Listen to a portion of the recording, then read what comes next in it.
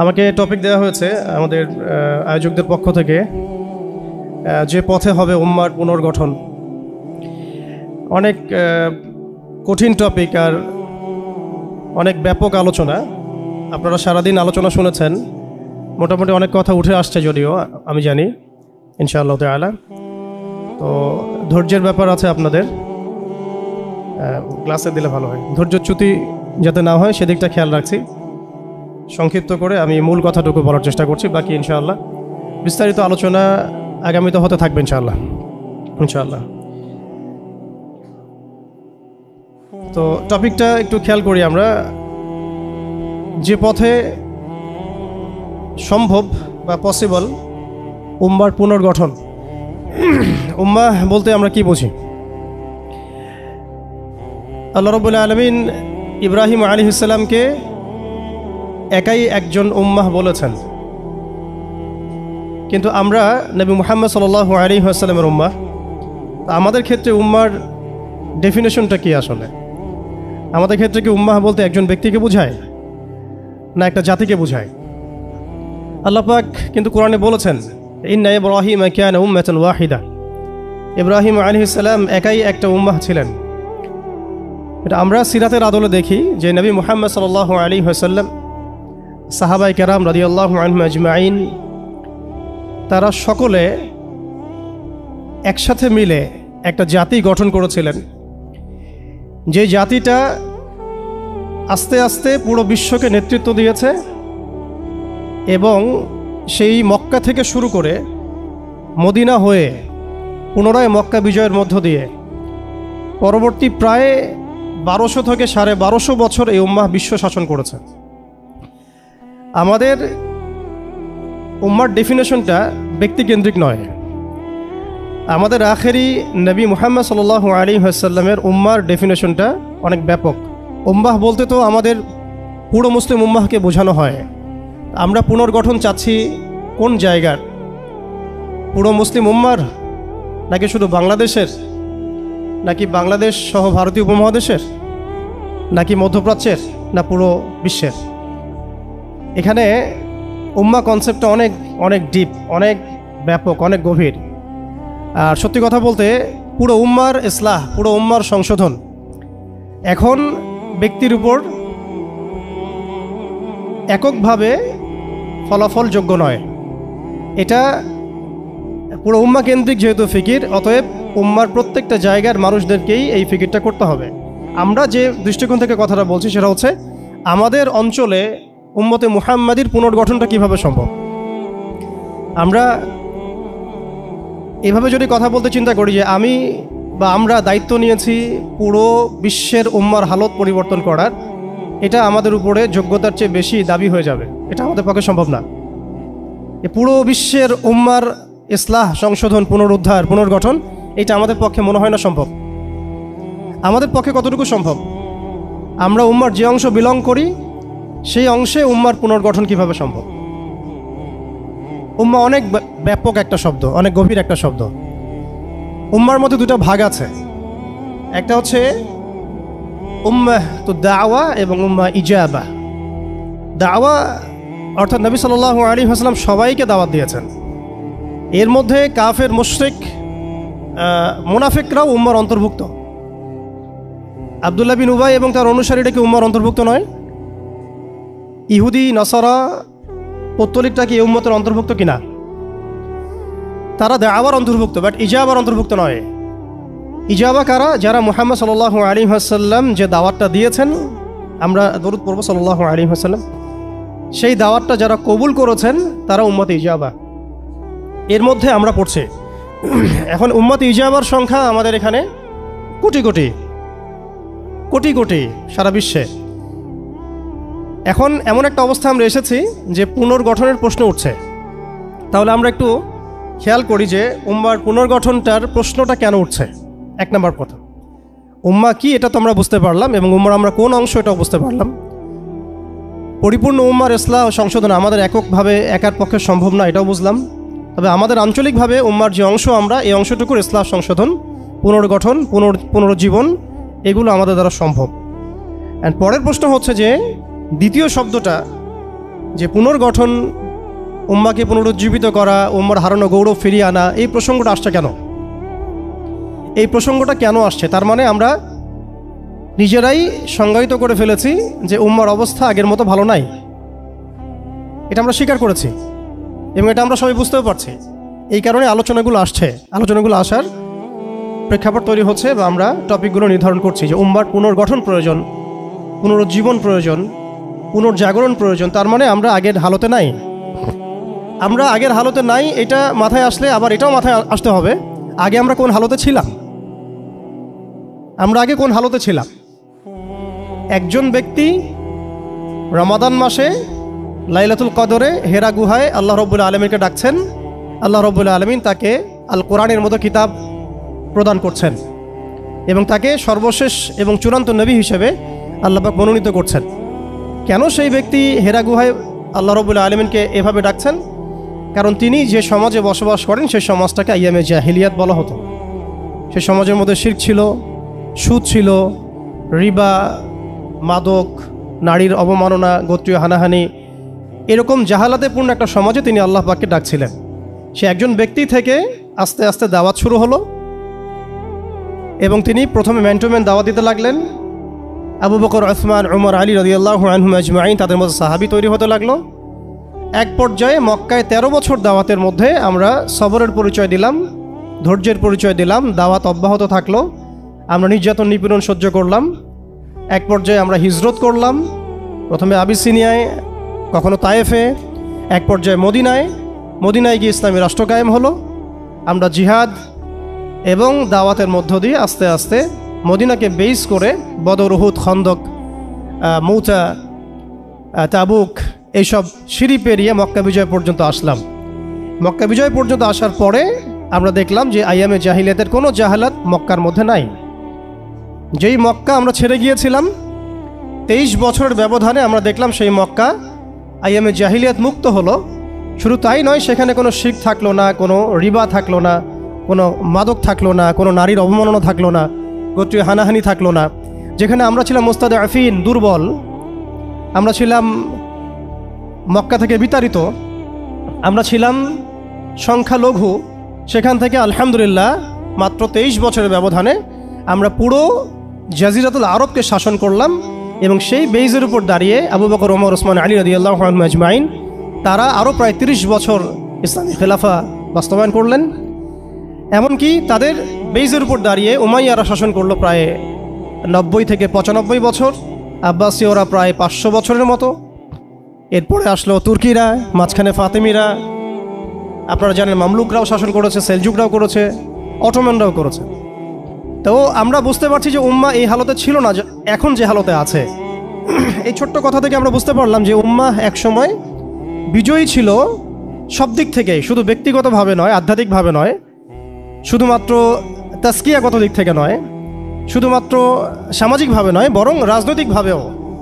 অর্থাৎ উম্মার পুনর্গঠন, পুনর্জীবন, এই যে কথাগুলো আসে, এগুলো বেসিক্যালি আমরা রাজনৈতিক টার্মিনোলজি থেকে ডিল করছি আর কি। আমাদের উম্মার অবস্থা সবসময় এই বিশ্বকে নেতৃত্ব প্রদানকারী অবস্থায় ছিল, যেখান থেকে আমরা এখন সরে আসছি বলে আমাদেরকে এই টপিক নির্ধারণ করতে হচ্ছে যে কিভাবে আমরা এর পুনর্গঠন করব, পুনরুজ্জীবন করব। এতটুকু আমাদের কাছে ক্লিয়ার যে আমরা এক সময় বিশ্বকে শাসন করেছি, বিশ্বকে নেতৃত্ব দিয়েছি। ব্যক্তি জীবন থেকে শুরু করে রাজনৈতিক জীবন পর্যন্ত আমরা আল্লাহ রাব্বুল আলামিন এবং তার রাসূলের প্রত্যেকটা বিধান মেনে চলেছিলাম বা মানার চেষ্টা করেছিলাম। আল্লাহ পাক আমাদেরকে সম্মানিত করেছিলেন। পৃথিবীর কোনো পরাশক্তি আমাদের সামনে টিকতে পারতো না, পৃথিবীর কোনো পরাশক্তি আমাদের সামনে টিকতে পারে নাই, না রোমানরা, না পার্সিয়ানরা, না এদিকের মাজুসিরা, আর না এই সাবকন্টিনেন্টের পৌত্তলিকরা, কেউই আমাদের সামনে দাঁড়াতে পারে নাই। তার মানে আমরা কয়েকটা দিক থেকে উম্মার বিজয়ে এই সময়টা পেরিয়ে এসেছি। একটা হচ্ছে আধ্যাত্মিক দিক। উম্মা এক সময় আধ্যাত্মিকভাবে এমন আলোকিত ছিল যে তাদের ইমানের সামনে কোনো কুফর টিকতে পারতো না। তারা পারিবারিকভাবে আলোকিত ছিল, তারা জ্ঞানতাত্ত্বিকভাবে আলোকিত ছিল, তারা তাসাউফের দিক থেকে আলোকিত ছিল, তারা অর্থনৈতিক দিক থেকে অনেক শক্তিশালী ছিল, সামরিক দিক থেকে তারা অনেক শক্তিশালী ছিল। জামাবদ্ধভাবে আমরা থাকতাম, কোনো বিভক্তি ছিল না। আমাদের মধ্যে আসসাম ওয়া তাআ ছিল, আমাদের মধ্যে আমির মামুর বায়াত এবং ইতাআত ছিল, আমাদের মধ্যে রাষ্ট্র ব্যবস্থা ছিল, খিলাফা স্টেট ছিল, শরিয়া আইন ছিল এবং শরিয়া বা ইমারা রাষ্ট্র ব্যবস্থা ছিল। এবং আস্তে আস্তে আমরা এই বেইজের উপর দাঁড়িয়ে বাইতুল মুকাদ্দাস পর্যন্ত জয় করেছিলাম। শুধু তাই নয়, আমরা বলতে পারি যে সিন্ধু, এইদিকে সিন্ধু, ওইদিকের আফ্রিকা, আফ্রিকা থেকে সিন্ধু পর্যন্ত, ওইদিকের পশ্চিমা সভ্যতা থেকে চায়না পর্যন্ত বলা যায় পৃথিবীর 4 ভাগের 3 ভাগ আমাদের দখলে ছিল। এই ছিল উম্মার অবস্থা। আমি বলেছিলাম টপিকটা অনেক গভীর, অনেক সময় সাপেক্ষ। আমি খুব অল্প কথায় বলার চেষ্টা করছি যে উম্মার পুনর্জাগরণ কথাটা বলতে আমরা শুধু আধ্যাত্মিক পুনর্জাগরণ বুঝি না। আধ্যাত্মিক পুনর্জাগরণ আমাদের অনেকের অনেক ভালো অবস্থা এখনও আছে, আলহামদুলিল্লাহ। আমাদের প্রচুর মসজিদ আছে, প্রচুর মাদ্রাসা আছে, প্রচুর তুল্লাব আছেন, প্রচুর ওলামায়ে কেরাম আছেন। আমাদের বুদ্ধিজীবীর অভাব নাই, সামরিক বাহিনীর অভাব নাই, কিন্তু আমাদের ইসলামিক স্টেটেরও অভাব নাই। নামকা বাস্তে যদিও অনেক কিছুই, জনসংখ্যাও প্রচুর, সম্পদও প্রচুর, খনিজ সম্পদও প্রচুর। আমাদের মা বোনদের, পর্দানসীন মা বোনদের অভাব নাই।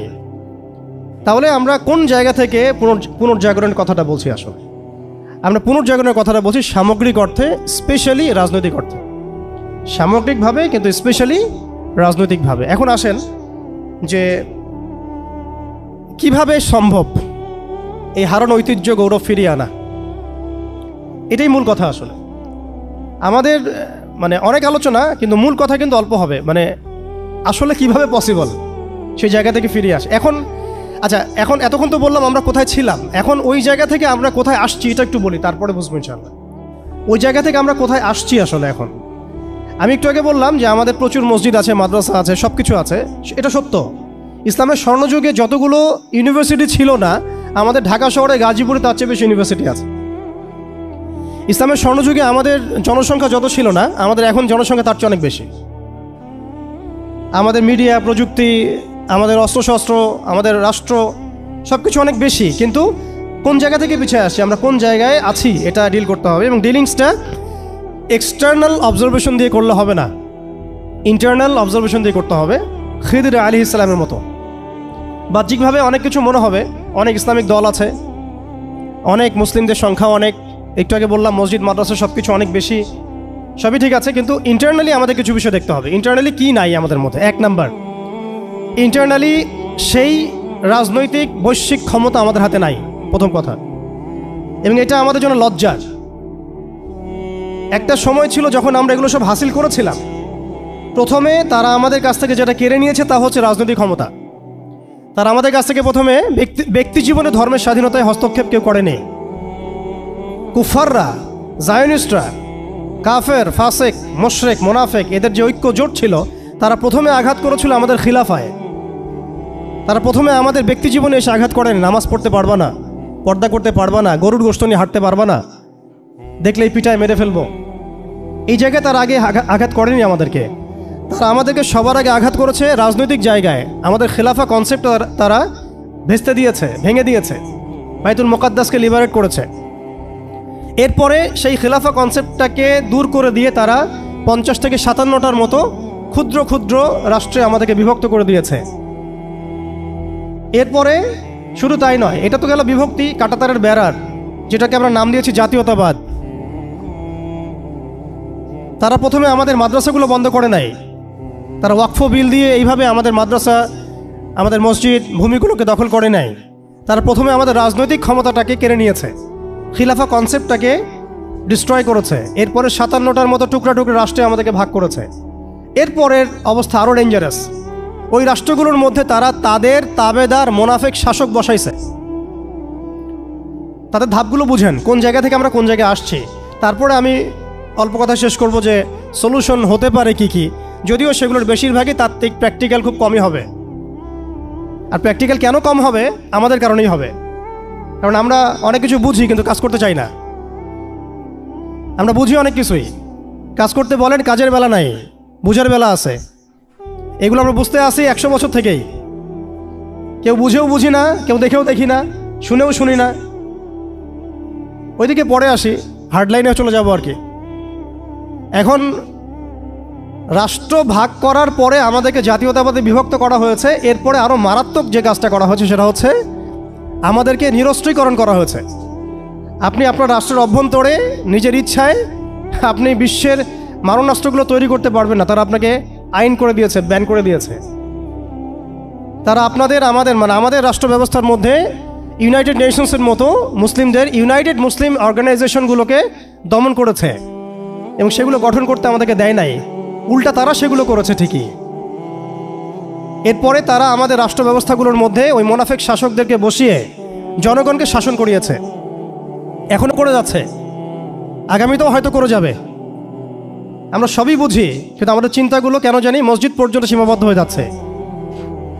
এরপরে যেটা হয়েছে আরও মারাত্মক, ওই রাষ্ট্রগুলোর মধ্যে তারা 5টা আমি বলি দেবতা, 5 দেবতা ঢুকিয়ে দিয়েছে।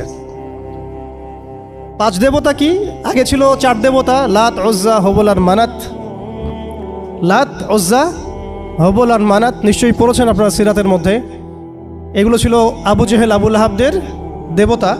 তারা কিন্তু এই দেবতাগুলোর পূজা করত আল্লাহকে পাওয়ার জন্যই।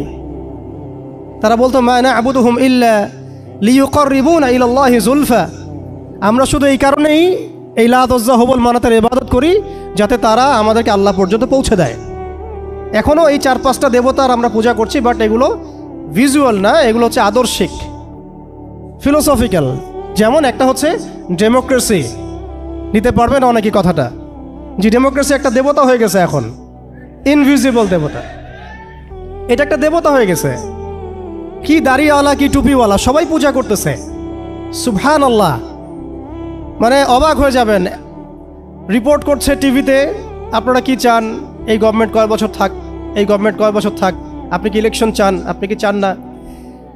অডিয়েন্সের সাধারণ আম জনগণের জবাব হচ্ছে না, আমরা ইলেকশন চাই না। ইলেকশন দিয়ে কি হয়, খালি এক জালেম যায় আরেক জালেম আসে, আমরা এইসব ইলেকশন চাই না। আমরা চাই ভালো কোনো সরকারি ব্যবস্থায় থেকে যাক আরও 10 বছর। মানে সবচেয়ে ভালো যে চিন্তাটা তাদের, সেটাও গণতন্ত্রের বাইরে যেতে পারে না। সরি, সবচেয়ে ভালো তাদের ইনসাফপূর্ণ যে চিন্তাটা মাথা থেকে আসে, সেইটাও এই দেবতাগুলোর বাইরে যেতে পারে না।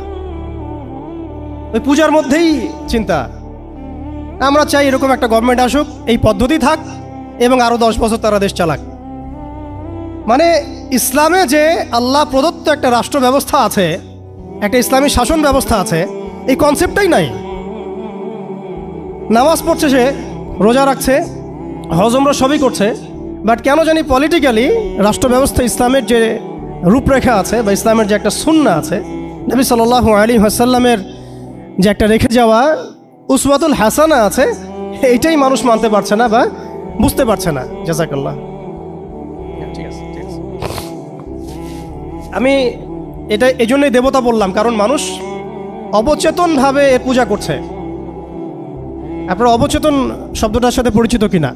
একটা আছে আমরা জেনে বুঝে একটা কাজ করি, একটা হচ্ছে না জেনেও করি, অবচেতন মনে।